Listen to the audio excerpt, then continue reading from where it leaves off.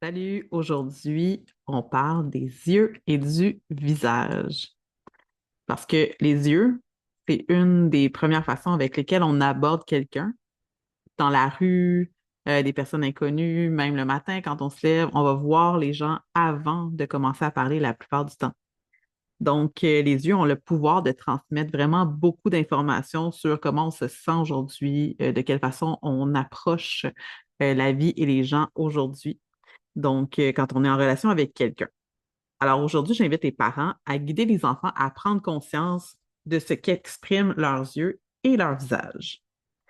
Les yeux et le visage donnent un signal à l'autre personne, un indice, lorsque nous écoutons quelqu'un parler, par exemple. Hein? Parce que si on est en train d'écouter quelqu'un, puis qu'on change comme ça, ou comme ça nous donne un indice si l'autre personne est en train de dire quelque chose qui nous est agréable ou plutôt désagréable ou qui nous pose des questionnements. Euh, donc, on peut aussi choisir d'approcher quelqu'un consciemment avec une certaine expression faciale, avec l'expression de nos yeux. Donc, on a un choix à faire aussi. Alors, aujourd'hui, comment décides-tu d'approcher les autres?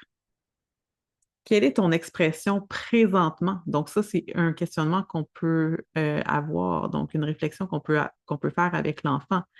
Quelle est ton expression maintenant pour lui faire prendre conscience, hein? Parce qu'on est toujours dans cet exercice de prise de conscience, d'être de plus en plus conscient au moment présent de qu'est-ce qu'on est en train de faire, qu'est-ce qu'on est en train de vivre. Donc, en prenant conscience de l'expression faciale, de l'expression de nos yeux qu'on a présentement, ça nous fait aussi revenir dans le moment présent. Et en Reiki, on dit avec les préceptes qui commencent toujours par juste pour aujourd'hui.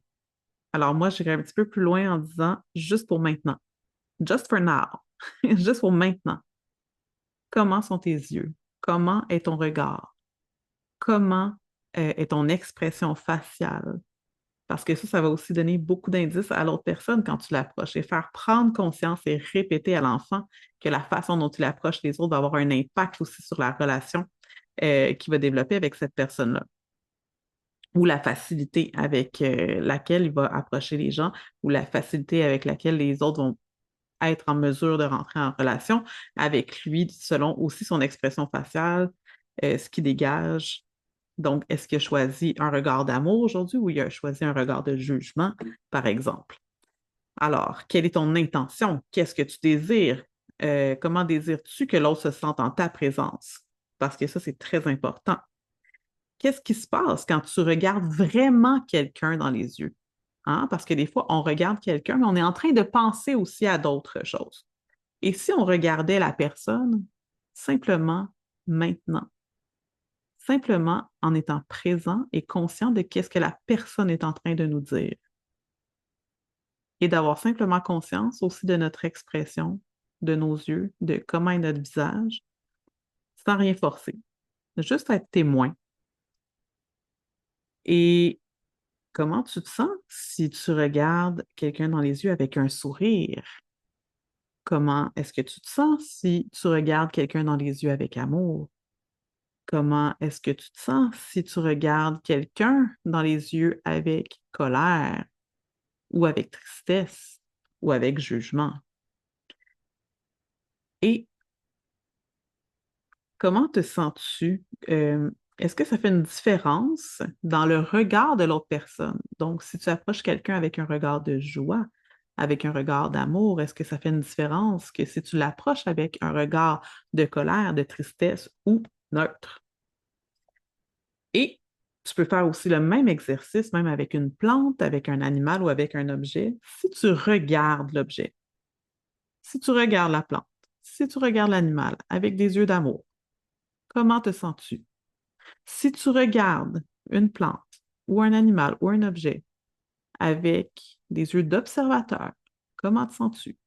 Quelle est la différence?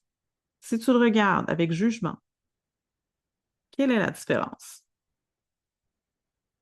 Alors, le comment se sens-tu? C'est vraiment une question importante pour revenir au moment présent et ouvrir sa conscience. Ensuite, si tu fais le même exercice en te regardant dans le miroir, comment te sens-tu? Est-ce que tu es capable de te regarder dans les yeux, dans le miroir? Et comment te sens-tu quand c'est un regard joyeux, quand c'est un regard d'amour, quand c'est un regard de colère, quand c'est un regard de tristesse, quand c'est un regard de jugement? Donc, ça, c'est vraiment une belle piste d'exploration à faire avec l'enfant et avec vous-même aussi. Ça peut être vraiment très intéressant. Et finalement, on peut aussi inviter l'enfant à dessiner ses yeux, dessiner son visage. Regarde-toi dans le miroir, dessine tes yeux, dessine ton visage. Quelle est ton expression faciale? Quelle est ton expression du regard? Qu'est-ce que tes yeux ont l'air de transmettre, etc. Et ça peut ouvrir aussi des conversations vraiment profondes et très importantes avec l'enfant. Donc, je vous invite vraiment à rester ouvert et à vraiment écouter ce que l'enfant a à dire parce que ça peut aussi vous donner des indices sur son état et son bien-être. Et finalement, je vous laisse sur cette question-là. Et si de plus en plus tu décidais d'approcher la vie avec un regard d'amour, qu'est-ce que ça changerait pour toi? Qu'est-ce que ça changerait pour ta vie? Alors, sur ce, je vous laisse. Bonne semaine et bonne réflexion.